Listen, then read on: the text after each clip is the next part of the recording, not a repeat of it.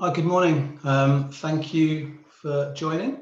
My name is Pete Marshall. I'm from a company called Shine Interview. We're going to be talking today about how to boost your recruitment using video.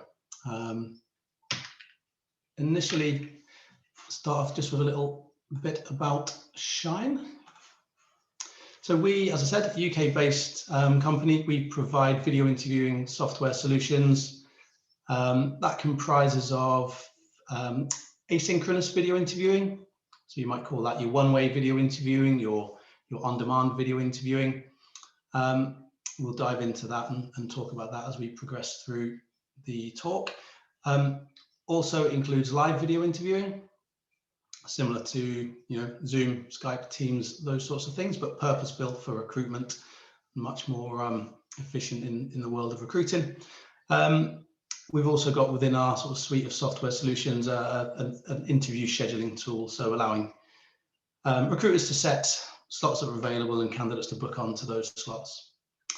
So we're all working remotely currently, but we launched in 2016, based in Sunderland, and yeah, well, we're all working remotely currently, obviously. First to market with probably the second generation of video interviewing solutions. So historically, video interviewing tools have relied on Flash Player, making it clunky for candidates, not particularly safe. We were the first to bring out the sort of next generation of video interviewing software solutions for recruitment, relying on HTML5 rather than Flash. And yeah, from launch in 2016, we've sort of quickly grown from there, and we work with global organizations, but we also work with your small to medium enterprises as well. And we work with your in-house recruiters. We also work with recruitment agencies. So we've got a solution which sort of caters for both sides of things. But in terms of some of the sort of household names, larger organizations that we work with arms of the Ministry of Defence, locally, tech companies like Atom Bank, global players like Bosch, Matalan in the retail space, Reed Recruitment, to name one of the larger recruitment companies, NFU Mutual in the sort of financial services space, and many, many more. So we've got a good grounding to be talking about video and I guess how it can be used in recruitment.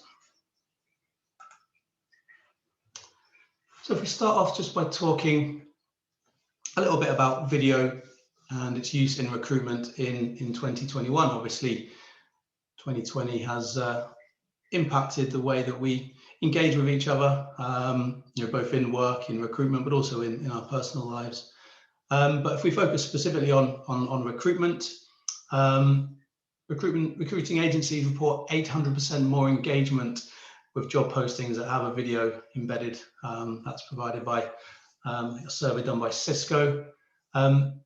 Job listings with videos get 34% more applications than job ads without video. That's Career Builder survey. And 78% of recruiters agree that video has helped improve the quality of their applicants. Survey by a company called Video My Job. Now, just goes to show that some of those figures are really, really, impressive in terms of the real difference it means to have video in your recruitment funnel. Whether that's, and we'll talk through all of these, whether that's from talent attraction, obviously with your job postings or your informational videos on your careers websites, video being used in a recruitment process as part of an assessment, an array of assessments. So yeah, video is important. It needs to be used if you're going to compete for talent in 2021.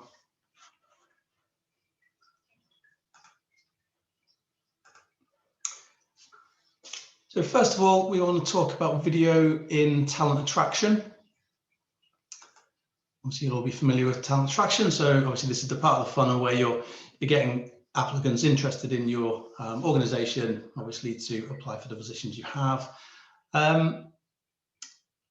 It's marketing, basically. Recruitment recruitment is a marketing game. You need to be advertising your organization. You need to be attracting talent to come to your career site, to apply to your vacancies, to buy into your employer brand.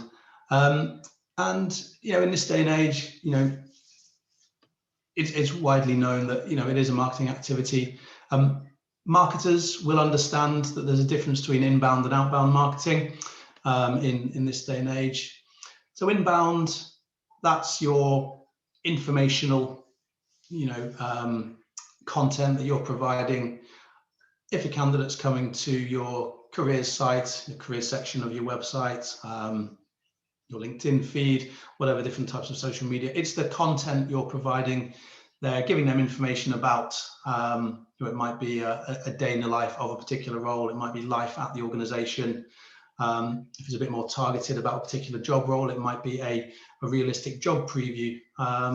Video can be used in all of these to create engagement and deliver that message you want to deliver.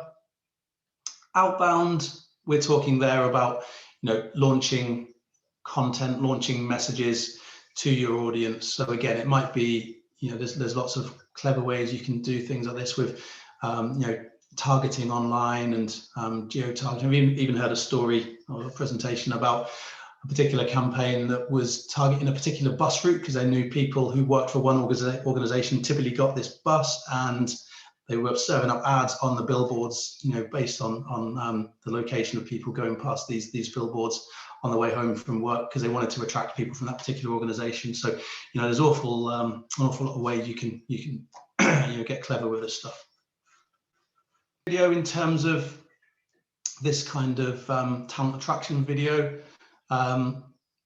people typically aren't going to hang around for you to grab their attention. You need to get there with a strong hook right from the start. So I think with the Sky Betting and Gaming video, they're straight in there talking about the proposition of, you'll be doing your master's whilst working here. We're going to support you through that. So as a candidate, as a graduate, that's appealing. So they're straight in there at the beginning talking about that. You've got to connect with people on an emotional level.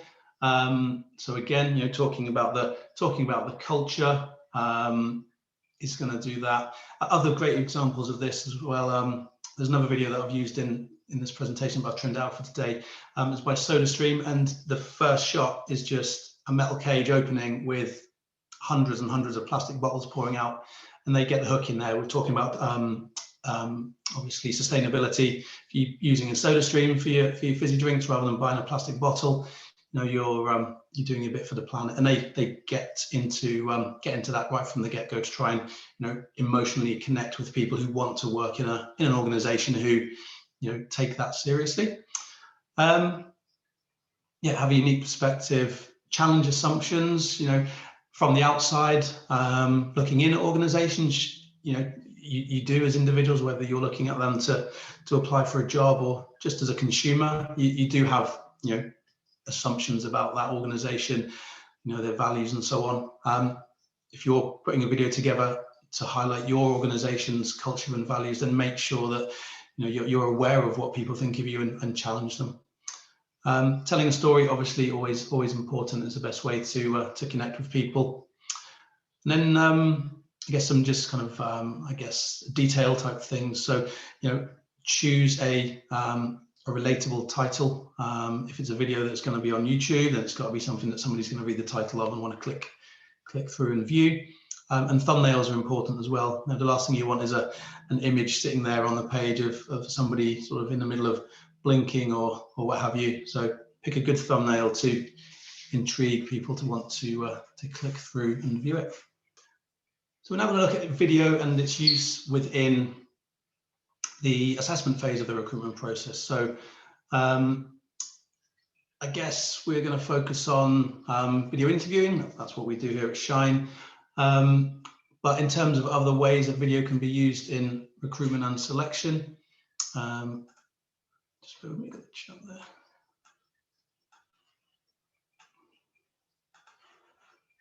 Yeah, so other ways that video can be used in recruitment and selection include video-based situational judgment testing, whereby an applicant might watch a video about a workplace scenario and then be asked to give their thoughts about what they would do in that situation. You can have sort of mock calls. So in call center customer service type roles, you might have a video of a call, and then again, what would you do in that situation? And then video interviewing, which is what obviously we'll talk about now. So live video interviewing, that's something which obviously people are so familiar with now, having obviously gone through what we've gone through in 2020, but whether you're using Teams or Zoom, or purpose-built platforms such as Shine, which obviously are built for the specific purposes of recruitment.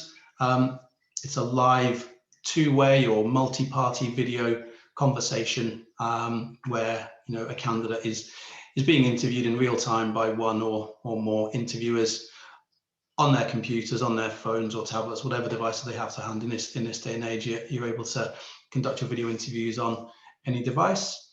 But yeah, in terms of purpose-built video interviewing, such as Shine, typically easy to use in your standard video conferencing tools. You're not having to download an app or anything like that. It's typically a one-click login. Click the link, you get sent, and in you go. Typically more branded, so rather than it being a Zoom logo that the candidate's seeing, it's the organization that they're interviewing for, their logo, their colors that they're exposed to, and recording and sharing exceptionally straightforward with systems like Shine. So any live video interview can be recorded, and then in the future, if you wanted to share it with a hiring manager or a colleague for a second opinion on the video, on the interview, you can just send them a link and they can easily click that and view it. You've got the ability to use a highly customizable scoring scale or leave comments or notes against the candidate's interview. Basically just allows you to obviously meet a candidate when you're not able to, whether that's because of distance, time, or obviously a global pandemic. You've also got things built in there as well, like with the systems that are purpose-built for this, you've got little interviewing scheduling in there, so the recruiter can set the slots that are available, and then the candidate can just log in and choose the time and date that suits them, and it's all nicely, smoothly confirmed automatically. Emails going to the interviewer and the candidate with the links and all that sort of stuff. So it makes it nice and simple. So we've now got asynchronous video interviewing, or one-way video interviewing, on-demand video interviewing, pre-recorded video interviewing, whatever you want to call it. It's where the candidate is answering questions that are posed on the screen of their device, really. So there's not a two-way conversation going on. There's no interviewer asking the questions. And I'll show you what this looks like in a moment, in case you're not familiar with it. But basically allows organizations to quickly and easily obtain answers from candidates to their questions. They might be video answers. We do have some clients who opt for audio only for reasons of kind of reducing unconscious bias. But typically it's video interview and video responses that are being captured. So candidate simply clicks a link on an email they've been sent, accesses the video interview on their computer, phone or tablet at a time and in a place that suits them. It's not something you have to schedule. Obviously, you can set deadlines around it. If you as a recruiter want to make sure the candidate submits their video interview by X date or within X days of you inviting them, you can obviously set that, but it allows the candidate to do it within those parameters, when and where suits them. Responses are then automatically and seamlessly uploaded from the candidate's device to the back end of the Shine portal, where the recruiters can then log in and watch the candidate's interviews back, sharing them with hiring managers if desired. The benefit of this is it allows, like I say, it allows the efficient screening of high volumes of candidates. It removes the need for scheduling, so back and forth on email or telephone tennis to actually set up an interview. It allows obviously the very quick unearthing of candidates who aren't suitable for the organization. It also allows you to unearth those candidates who maybe are much better than they look on paper, and progress those through to the next stage. We would never say that asynchronous video interviewing should replace live interview, a face-to-face or video interview in this day and age, but it does allow you to make sure you're focusing your efforts, time on those candidates that you know are closer to the mark, and then you can obviously have a two-way interview to dive into to their background a bit more. Next way of using video we're going to talk about is keeping candidates engaged, whilst they're in that recruitment funnel, whilst they're in that they're going through that process with you as an organization. Obviously it is increasingly competitive and exceptionally important to make sure that just because you've got an application from a candidate and they've attended a first stage interview, don't assume that they're going to accept a job if you offer it to them. So keep them engaged, keep them informed, connect with them, update them on what the next stages are. If there are delays, why are those delays happening? Where can you use video to do this? Well, on your career site, keeping applicants informed of what the process is. Little videos about what the process involves can be helpful. On social media, indirect communications even. So I think one of our clients does a nice touch, which is they'll actually send a quick video to an applicant once they've completed a stage of the process, just to thank them for that and then inform them what the next stages are. And within online assessments as well, as we saw in the video demo of the Shine video interviewing system there, you can use video, welcome messages within your online assessments, instruction messages, lots of ways you can do that. So the, I guess, important thing to remember is most candidates are going to engage on mobile devices. So whatever you do, make sure it's suitable and well tested, not just on computers and desktops, but also on mobile. Finally, just going to talk some sort of quick practical tips really about how you can get started with the video. Obviously, there's lots of information that you can find online.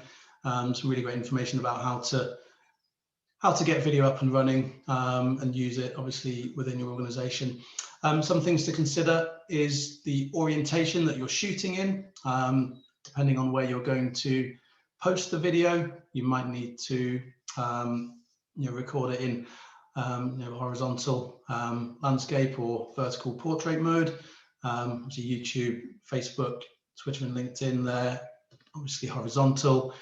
Instagram stories, vertical.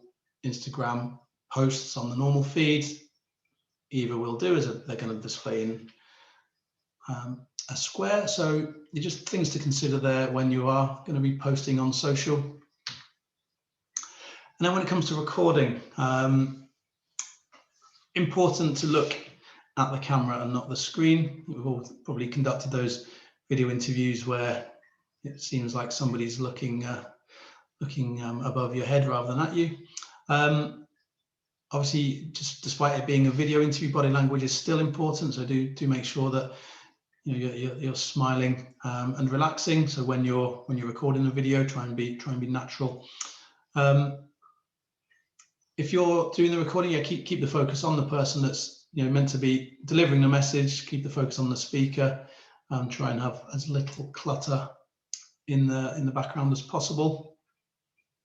You want to be prepared, but you don't want it to feel scripted. So yeah, try and keep it natural. Know what you're going to say, but don't be looking to sort of read off a script. And the rule of thirds is an interesting one. So that's what kind of what's on the slide at the moment is referring to. Think of the screen as a 3x3 grid, and to make it more engaging rather than having the speaker sort of slap bang in the middle. You want to get the subject to align their face with one of the intersecting sort of thirds. So on the screen, obviously there, the top right, the subject's face is there. So it just creates a more aesthetically pleasing and engaging video, really.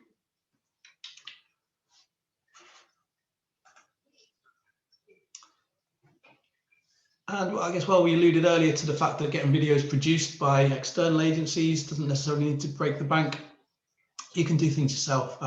You know, the tech we have at our fingertips in this day and age with iPhones and, you know, the Android smartphones that you can get, they do a fantastic job of creating great content. You don't need an all singing, all dancing video production kit.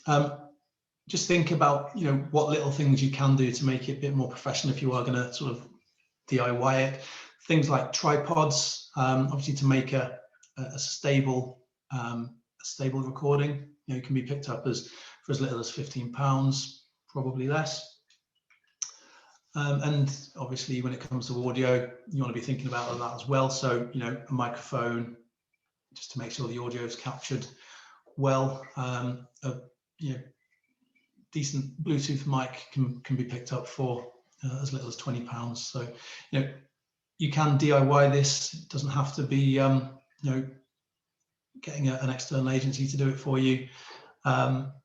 Just think about the little things you can do to make it look all the more professional for recording. And then after recording, think about things you can do to make it, again, you know, more professional, more accessible. So things like iMovie, if you're recording on Apple, that's a free app that you can use to basically badge a video up with your company logo, make it look a bit more professional. You can also add sort of cutaways and B-roll to a video using that to make it you know, a bit more engaging. Accessibility, and also statistics show that I think 85% of Facebook videos are watched without sound. So, you know, whether it's for accessibility or just to make sure that your message is getting across, if somebody's watching it in an environment where they haven't got the sound on, think about captions. And again, there's tools out there that are free, or if not free, there are other ones which are very, very cheap, which you can automatically add captions to a video. So it just captures what's being said and will generate the captions there. Obviously, you can edit them to correct any errors that you might have there, but it's important to take that into account when, you know, you are producing video content. Captions is important. And just one final point on that. So native videos, so meaning posting the video on the platform itself rather than, you know, posting a link to a YouTube or a Vimeo video. Statistics show that they have 10 times higher reach than just posting a link. So if you're posting a video on LinkedIn, put the video on LinkedIn. Don't post a link to a YouTube video or something like that. You'll see much higher engagement, much better results. And that's everything.